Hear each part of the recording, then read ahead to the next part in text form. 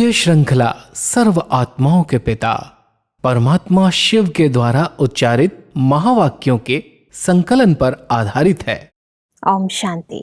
Godlywood studio द्वारा प्रस्तुत अमूल्य रत्न में आप सभी का हार्दिक स्वागत है। भक्ति और ईश्वरीय ज्ञान दोनों में अष्ट रत्नों का विशेष महत्व है, जिनका ही गायन, पूजन व सिमरण करके भक्त अपनी मनोकामनाओं को पूर्ण करते हैं। परंतु किस विशेष पुरुषार्थ व विशेषता के आधार पर अष्ट रत्नों की ये माला बनी है, आज हम ईश्वरीय महावाक्यों द्वारा समझेंगे। और इन महावाक्यों के स्पष्टीकरण के लिए हमारे मध्य हैं प्रजापिता ब्रह्मा कुमारिस ईश्वरीय विश्वविद्यालय के वरिष्ठ राजयोगी शिक्षक आदरणीय राजू भाई साहब। सब आपका आज के एपिसोड में बहुत बहुत स्वागत है। ओम शांति। वैसे पिछले एपिसोड में हम बात कर रहे थे 13 जनवरी 78 के महावाक्यों पर, जिसका टॉपिक था इंतजार के पहले इंतजाम करो। वैसे महावाक्यों में आगे बढ़ते हैं तो परमात्मा कहते हैं कि जो शुरू की पहेली है मैं कौन, वही लास्ट तक भी है। सबको इंतजार है, आखिर भी भविष्य में मैं कौन, या माला में मैं कहाँ, अब यह इंतजार कब पूरा होगा। सब एक दो में रूह रूहान भी करते हैं।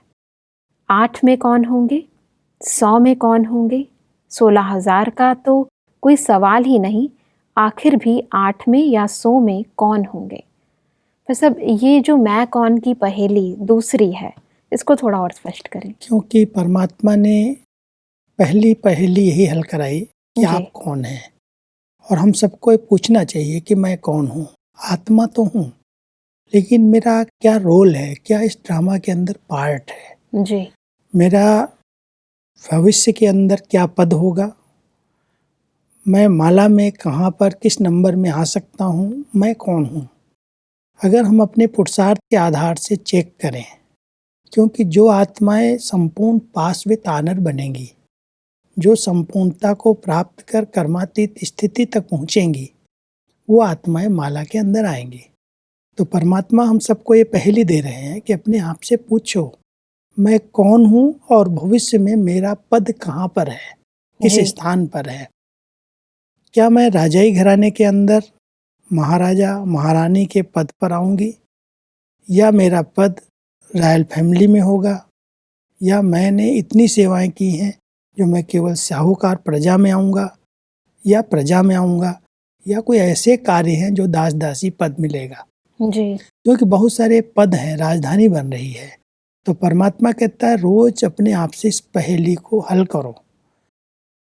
संगम युग पर माला का मणका, जो आज भक्ति में बहुत पूजा जाता है, जिसकी सभी भक्त इतनी प्यार से सुमिरन करते हैं और सुमिरन करके उनका नमन करते हैं, तो ऐसी पूज्य आत्मा कहाँ तक मैं इस समय बनी हूँ। और पूज्य का आधार है प्योरिटी जी। जो जितनी है प्योर शुद्ध बनती जाती है आत्मा, वो मणके के समीप आती जाती है जी।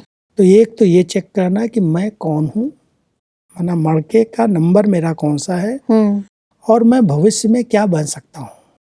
तो वर्तमान पुरुषार्थ के आधार से ही हम अपने दोनों पदों को देख सकते हैं। बिल्कुल। परमात्मा कहते हैं कि पहले चुनने होते हैं, फिर नंबरवार फिक्स होते हैं। तो अब चुने गए हैं लेकिन फिक्स नहीं हुए हैं। तो किसी ने पूछा कि पीछे आने वालों का क्या होगा, तो परमात्मा कहते हैं कि सदैव कुछ सीट्स अंत तक भी होती हैं। रिजर्वेशन होती है तो भी लास्ट तक कुछ कोटा रखते हैं, लेकिन वह कोटों में कोई में भी कोई होता है। कोई न कोई आत्माएं तो ऐसी होंगी जो लास्ट में फर्स्ट जा करके फर्स्ट आ जाएंगी। तो जैसे रिजर्वेशन में कोटा रखते हैं, लास्ट दिन भी इमरजेंसी में भी कईयों को सीट मिल जाती है। तो परमात्मा कहते हैं कुछ न कुछ आत्माएं ऐसी अंत में आएंगी जो बहुत एक धक से सरेंडर हो जाएंगी, एक धक से निश्चय बुद्धि हो जाएंगी, तो उनका पद ऊंचा हो जाएगा, वो माला के अंदर समीप आ जाएंगी। लेकिन पहले से ही परमात्मा उस समय ही तैयारी कर रहे हैं कि कौन कौन से बच्चे किस तरह का पुरुषार्थ करके किस पद को प्राप्त कर सकते हैं। लेकिन परमात्मा खुद आउट नहीं करेंगे किसी का नंबर, हर एक को अपने पुरुषार्थ अनुसार अपने आप से बात करके अपना जज बन करके अपने से पूछना है कि मेरा क्या पद होगा। जिस तरह का मेरा पुरुषार्थ है, जिस तरह की मेरी स्थिति है, उसके आधार से हम अपना निश्चित पद कर सकते हैं। अभी तक परमात्मा कहते हैं माला तैयार नहीं हुई है। उसका कारण है कि आज तो बहुत ऊंची स्थिति है, आज बहुत अच्छे सेवाधारी समर्पित, और कल कुछ भी ऐसी परीक्षाएं आती हैं जो एकदम वो पारा, जो एकदम ऊंचाई है, वो नीचे चला जाता है। आज 8 की माला में आते हैं तो कल 108 की माला में पहुंच जाते हैं, परसों 16,000 में पहुंच जाते हैं। नंबर बदलते रहते हैं, इसलिए माला अभी तक फिक्स नहीं हुई है।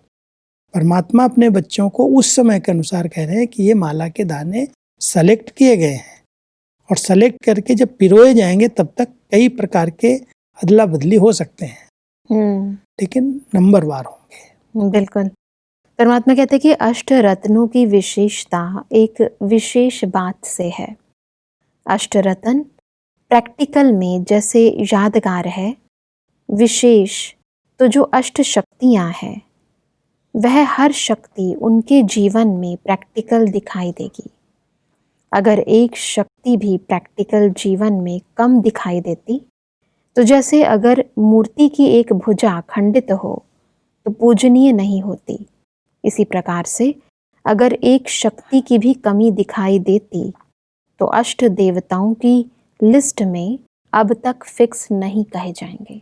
बहुत अच्छी चेकिंग है जी। और हर एक इसमें रेस कर सकता है कि 8 जो शक्तियां हैं मेन, सहन शक्ति है, समाने की शक्ति है, सामना करने की शक्ति है, निर्णय करने की, परखने की, समेटने की, संग्रह करने की, ये जो शक्तियां हैं, इन शक्तियों को अगर संपूर्ण किसी ने धारण किया है, जी। कोई शक्ति में परसेंटेज नहीं है, तो 8 की माला में आ सकता है। और अष्टरत्नों की बहुत बड़ी विशेषताएं हैं। अष्टरत्नों की लोग अंगूठी में पहनते हैं, उनको अपने अंगूठी में अष्टरत्न लगा करके, और समय पर समय कोई ग्रहचारी आती है, कोई विघ्न आता है, तो उसके सहारे वो विघ्न खत्म हो जाते हैं। जी। अगर संगम युग पर अष्ट शक्तियों को किसी ने जीवन में धारण किया है, तो उसके पुरुषार्थ को देख करके अनेक आत्माएं निर्विघ्न बन जाएंगी। जी। उनके विघ्न, उनकी जो ग्रहचारी है, उतर जाएगी। उस स्टेज में आने वाली आत्माएं उस अष्टमाला में आ सकती हैं। जी। तो परमात्मा ये बहुत गहरा पुरुषार्थ बताते हैं, क्योंकि ये बहुत बड़ी बात है कि आज 9-10 लाख लोग विद्यालय में स्टूडेंट स्टडी कर रहे हैं, योग अभ्यास कर रहे हैं, और उसमें से पास केवल 8 ही होते हैं। 8 की माला बनती है। जी। नंबरवार हैं, 8 भी हैं, 108 भी हैं, 16,000 भी हैं, फिर 9 लाख भी हैं, लेकिन 8 की बहुत बड़ी विशेषताएं हैं। जी। और वो अष्टरत्न अष्ट शक्तियों की संपूर्ण धारणा के आधार पर ही तैयार होते हैं। शक्तियां तो सब में आ जाती हैं, लेकिन वो जो संपूर्ण नंबर आ जाते हैं, जी, नंबरवार होते हैं। बिल्कुल। परमात्मा कहते हैं दूसरी बात, अष्ट देवताएं भक्तों के लिए विशेष इष्ट माने जाते हैं। इष्ट अर्थात महान पूज्य। इष्ट द्वारा हर भक्त को हर प्रकार की विधि और सिद्धि प्राप्त होती है। यहाँ भी जो अष्ट रत्न होंगे वह सर्व ब्राह्मण परिवार के आगे अब भी इष्ट अर्थात हर संकल्प और चलन द्वारा विधि और सिद्धि का मार्गदर्शन करने वाले सबके सामने अब भी ऐसे ही महान मूर्त माने जाएंगे। अभी से ही प्रत्यक्ष होंगे जी। क्योंकि अगर संगम पर इस समय पुरुषार्थ से गुप्त रह गए, कहते हैं हम तो गुप्त पुरुषार्थी हैं। हाँ जी। लेकिन कितनी आत्माओं के विघ्न, कितनी आत्माओं को प्रेरणाएं आपके जीवन से मिल रही हैं। बहुत ऊंची बात है कि अगर हमारी ऊंची स्थिति बनती जा रही है, बहुत श्रेष्ठ अच्छे वाइब्रेशंस हैं, तो बहुत सी आत्माएं उसको फॉलो करेंगी, बहुतों को रास्ता मिलेगा, बहुतों के विघ्न हट जाएंगे, और उनके लिए वो आत्मा इष्ट कहलाएगी। वो बहुत स्नेह होगा उसके साथ, जी। पूज्य समझ करके उससे व्यवहार करेगी। तो ऐसी जो आत्माएं अष्टरत्नों में आने वाली हैं, वो सर्व आत्माओं की पूरे ब्राह्मण परिवार के आगे इष्ट के रूप में होंगी, और उनको हरेक को उनसे प्रेरणा प्राप्त होगी, मार्गदर्शन मिलेगा, उनको विधियां मिलेंगी, उनको सिद्धियां प्राप्त हो जाएंगी, उनकी दृष्टि से, उनके वाइब्रेशन से, उनके देखने सुनने से, आपको बहुत फायदे होने लगेंगे। तो ऐसी जो महान आत्माएं, परमात्मा कहते हैं ऐसी क्वालिटी वाली आत्माएं 8 के अंदर माला में आती हैं। बिल्कुल। आगे बढ़ते हैं तो परमात्मा कहते हैं कि सदा एक बाप दूसरा न कोई, जो इसी लगन में मगन रहते वह माया के हर प्रकार के वार से बचे रहते हैं। जब एक लगन में मगन रहते तो दुनिया के वाइब्रेशन से, माया से बचे रहेंगे, सदा सेफ रहेंगे। माया की हिम्मत नहीं जो वार करे, लगन में मगन रहो, यही है सेफ्टी का साधन। माया से सेफ्टी के लिए जैसे परमात्मा ने बड़ा सुंदर ये उदाहरण दिया है कि अगर कोई बॉम्ब्स कहीं गिरते हैं, कहीं वार होते हैं, युद्ध चलती है, तो कुछ ऐसे स्थान बनाए जाते हैं जो मिलिट्री अंडरग्राउंड चली जाए, ताकि ऊपर अगर बम गिर रहे हैं तो भी उसको सेफ, जैसे बंकर बनाते हैं। जी जी। तो ऐसे ही परमात्मा कहता है कि आप बच्चे अगर अंतर्मुखता के ग्राउंड में अंतर्मुखी बन जाओ, एक के लगन में मग्न हो जाओ, उस परमात्मा के स्नेह में समा जाओ, तो कितना भी वातावरण के अंदर माया का प्रभाव हो, चारों तरफ से जैसे माया अटैक करने के लिए तैयार हो, आपके ऊपर उसका प्रभाव नहीं पड़ेगा, क्योंकि आप अंडरग्राउंड चले गए, आप उस पर ध्यान ही नहीं दे रहे हैं। तो जो ऐसी आत्माएं पुरुषार्थी हैं, उन पर माया किसी भी प्रकार से कितना भी भयानक रूप में आए अटैक नहीं कर सकती है, उनको परेशान नहीं कर सकती है, क्योंकि उनको अभ्यास है अंडरग्राउंड जाने का। बिल्कुल। फिर सब आगे बढ़ते हैं तो परमात्मा हमसे कहते हैं कि बाप के समीप रहने वालों के ऊपर बाप के सत्य के संग का रंग चढ़ा हुआ होगा। सत्य के संग का रंग है रूहानियत। तो सब इस रूहानियत के रंग को थोड़ा स्पष्ट करें। जिसके साथ हम रहते हैं, बहुत काल तक रहते हैं, जी उसके संग का रंग लगता है। जी। परमात्मा रूह है, रूह आत्मा है। एक रूह के 2 अर्थ हैं, एक रूह आत्मा को कहा जाता है और एक रूह खुशबू को भी कहा जाता है। जी। तो परमात्मा के संग में रहने वाली आत्माएं, अगर हम कहते हैं गॉड इज ट्रुथ, वही सत्य है, तो अगर उसके हम संग में रहते हैं तो सत्यता का गुण अपने आप आता जाएगा। अगर उसके पास वो रूहानियत की खुशबू है तो वो रूहानियत मुझ आत्मा के अंदर आती जाएगी, उसका संग का रंग लग जाएगा जी। तो इसलिए परमात्मा हम सबको कह रहे हैं कि अगर लगन में मग्न है, अगर उनके साथ हमारा बुद्धि योग जुटा हुआ है, तो क्या उनकी गुण, उनकी विशेषताएं हमारे जीवन में आई हैं?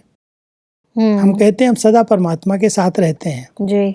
लेकिन हमारे अंदर वो रूहानियत नहीं है, वो प्योर संकल्प नहीं है, सत्यता नहीं है, अंदर बाहर एक नहीं है, तो हम कैसे संग में रह रहे हैं? जी। संग में रहने वाले के ऊपर अवश्य परमात्मा का संग लगेगा और वो रूहानियत की स्थिति में रहना शुरू करेगा। आगे बढ़ते हैं। परमात्मा कहते हैं कि सदैव नशे में रहो कि हम अविनाशी खजाने के मालिक हैं। जो बाप का खजाना ज्ञान, सुख, शांति, आनंद है, वह सर्वगुण हमारे हैं। बच्चा बाप की प्रॉपर्टी का स्वतः ही मालिक होता है। अधिकारी आत्मा को अपने अधिकार का नशा रहता है, नशे में सब भूल जाता है ना। परमात्मा शांति के, सुख के, आनंद के, सर्व गुणों के सागर हैं जी। और उस सागर के साथ आत्मा भी उनके समान बनती जाती है। जी। ये योग जो है, जिस योग का हम अभ्यास करते हैं, जिसको हम राजयोग कहते हैं, राजयोग के अंदर आत्मा उस स्वरूप में स्थित होकर के उस सागर से कनेक्ट होती है। जी। जैसे मैं आत्मा शांत स्वरूप हूँ, पवित्र स्वरूप हूँ, सुख स्वरूप हूँ, इसका चिंतन किया और इस चिंतन के आधार से जितना हम शांत होते जाते हैं, सुख स्वरूप स्थिति में स्थित होते जाते, उतना परमात्मा जो सागर है उसके साथ हम जुड़ जाते हैं जी। और उसकी सर्व शक्तियाँ मेरे अंदर आती जाती हैं। तो परमात्मा हम सबको कहते हैं कि जितना आप परमात्मा के समीप रहोगे उतना उनके समान बनते जाओगे। जी। वो गुण आपके अंदर आते जाएंगे। बिल्कुल। और इसीलिए परमात्मा कहते हैं कि एक ही स्मृति रहे, बाप और मैं। इसी स्मृति से पुरानी दुनिया के आकर्षण से ऑटोमेटिकली परे हो जाएंगे। नशे में रहने वाले के सामने सदा निशाना भी स्पष्ट होगा। निशाना है फरिश्तेपन का और देवतापन का। ब्राह्मण जीवन का लक्ष्य जो है, इस समय अगर हम परमात्मा की याद में उस नशे में रहते हैं, जी मैं और मेरा, ये दो शब्द हैं, जी मैं कौन हूँ, मेरा कौन है। जी। जब इस नशे और स्मृति में हम रहते हैं तो निशाना स्पष्ट सामने दिखाई देता है, क्योंकि हमारा एक ही निशाना है कि संगम युग पर हमें अपनी संपूर्ण फरिश्ता स्टेज को प्राप्त करना है। जब हम संपूर्णता को प्राप्त करके फरिश्ता स्थिति तक पहुंचेंगे तो फिर हम ट्रांसफर होंगे देवता में। डायरेक्ट ब्राह्मण देवता नहीं बनेंगे, जी पहले उनको पुरुषार्थ करके अपने आप को डबल लाइट बनाना होगा, फरिश्ता स्वरूप बनाना होगा, संपूर्णता को प्राप्त करना पड़ेगा। और जब वो आत्मा संपूर्णता को प्राप्त कर लेगी तो देवपद को प्राप्त कर सकेगी। बिल्कुल, परंतु उसके लिए नशा बहुत जरूरी है। नशा चाहिए कि मैं कौन हूँ और मैं किसका हूँ। बिल्कुल, यही एक नशा है जो ऐसा बना देगा। परमात्मा कहते हैं कि 1 सेकंड का खेल है अभी अभी शरीर में आना और अभी अभी शरीर से अव्यक्त स्थिति में स्थित हो जाना। इस सेकंड के खेल का अभ्यास है जब चाहो जैसे चाहो उसी स्थिति में स्थित रह सको। अंतिम पेपर सेकंड का ही होगा। जो इस सेकंड के पेपर में पास हुआ वही पास विद ऑनर होगा। सेकंड का पेपर यही है कि देह के संबंध, देह के पदार्थ, जहाँ जहाँ बुद्धि जाती है, जहाँ जहाँ पर फंसी हुई है, 1 सेकंड में उससे डिटैच हो जाए। अभी अभी शरीर के अंदर हैं, अभी अभी शरीर से निकल के लाइट के शरीर में अव्यक्त स्थिति में पहुंच जाए, अभी अभी संकल्प करें निराकारी स्थिति में पहुंच जाए। जहाँ चाहें अपनी बुद्धि को हम ले जा सकें, है सेकंड की बात। स्मृति का ही खेल है, स्मृति और विस्मृति। विस्मृति हो गई तो हम देहाभिमान में आ गए, और जब स्मृति आ जाती है कि मैं एक चैतन्य शक्ति हूँ, मैं एक आत्मा हूँ, उस स्वरूप में स्थित होते ही हम अशरीरी बन जाते हैं, अव्यक्त स्थिति का अनुभव करने लगते हैं। तो परमात्मा कहता है ये स्टेज 1 सेकंड का पेपर है जी। जो अंत में गीता के महावाक्यों में आता है, नष्टो मोहा स्मृति लब्धा। जी। सबसे मोह नष्ट हो गया तो एक की स्मृति में आत्मा टिक जाएगी। अगर मोह कहीं भी अटैचमेंट है, देह में है, संबंधों में है, किसी पदार्थ में है, किसी भी वस्तु में है, तो बुद्धि ऊपर जाने की बजाय उधर भटक जाएगी। तो पेपर में पास नहीं हो सकेगा। और इसलिए पहले से ही हमें अभ्यास करना, बहुत काल का अभ्यास चाहिए, नहीं तो अंत समय में वही बात याद आएगी जहाँ पर बहुत काल से बुद्धि जा रही है। बिल्कुल सही बात है। परमात्मा इसलिए कहते हैं कि कंट्रोलिंग पावर वाले ही विश्व को कंट्रोल कर सकते हैं। जो स्वयं को नहीं कर सकते वह विश्व का राज्य कैसे करेंगे। समेटने की शक्ति चाहिए। 1 सेकंड में विस्तार से सार में चले जाएं और 1 सेकंड में सार से विस्तार में आ जाएं। यही है वंडरफुल खेल। बहुत प्रैक्टिस चाहिए इसकी जी। बहुत विस्तार है, संकल्पों का, इधर उधर की बातों का, चिंतन का, कई प्रकार के विचार अंदर अंदर चल रहे हैं। उस विस्तार को एक बिंदु में समेट ले, सार में आ जाए कि मैं एक आत्मा हूँ, मैं एक बिंदु हूँ। जी। एक तरफ हम विस्तार को सार में ले आए, बिंदु स्वरूप स्थिति में स्थित हो गए, फिर संकल्प फिर रचना शुरू किए, विस्तार में चले गए।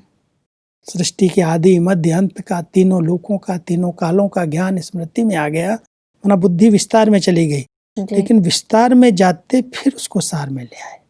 परमात्मा कहते हैं वंडरफुल खेल है ये।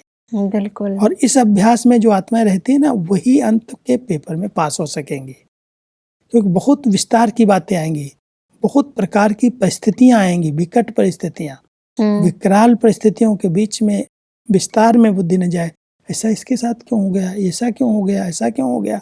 अगर प्रश्नों में उलझ गया व्यक्ति तो विस्तार में चला गया। सब कुछ दृश्य देखे और सार में स्थित हो जाए कि नथिंग न्यू। बिंदी लगाई, फुल स्टॉप लगाया, पास हो जाएगा। विस्तार को उसने सेकंड में, साल में ले लिया, पल भर में साक्षी दृष्टा हो जाना। सेकंड का समय, बाबा तो सेकंड कहता है इस कलयुग के समय के अनुसार। जी। संकल्प उठा और हो गया। बिल्कुल। ऐसा परमात्मा हमसे कहते हैं कि किसी भी प्रकार का बोझ थकाता है, जैसे शरीर के बोझ वाला भी थक जाता, हल्का, थकता नहीं। ऐसे किसी भी प्रकार का बोझ, चाहे मन का हो, चाहे संपर्क संबंध का हो, लेकिन बोझ थकावट में लाएगा। आत्मा के कई प्रकार के बोझ के नीचे दबी हुई है इस समय। शरीर का बोझ, शरीर भी भारी है तो भी आत्मा को चलने फिरने में थकावट होती है। हाँ जी। परमात्मा कहता है उसके लिए तो बहुत सारे प्रयास किए जाते हैं कि शरीर हल्का रहे, लेकिन आत्मा के ऊपर संबंधों का, संपर्क का, जवाबदारियों का, कई प्रकार के कर्ज मर्ज, कितने प्रकार के बोझ लेकर के वो घूम रही है। बिल्कुल। जब तक उससे वो हल्की नहीं है तब तक वो अथक नहीं बन सकती। इसलिए परमात्मा हम सबको कहते हैं पहले सब बोझ चेक करो, क्या ये सारी जवाबदारियां जो हमने उठाई हुई हैं, संगम युग पर इतना श्रेष्ठ भाग्य मिला हुआ है जो भगवान कह रहा है बच्चे ये बोझ मुझे दे दो। मतलब बोझ की भी आदत पड़ गई है इंसान को, उठाने की आदत बढ़ गई, उसके बिना रह नहीं पाता है। लेकिन अगर भगवान की श्रीमत, परमात्मा की ये श्रीमत वो मान ले कि जब संगम युग पर वो हम सबके बोझ उठाने के लिए आया हुआ है, कहता बच्चे जिसको तुम मेरा समझ करके बोझ लेकर के चल रहे हो, अब मैं तुम्हारा बन गया हूं, तुम ये सब बोझ मुझे दे दो।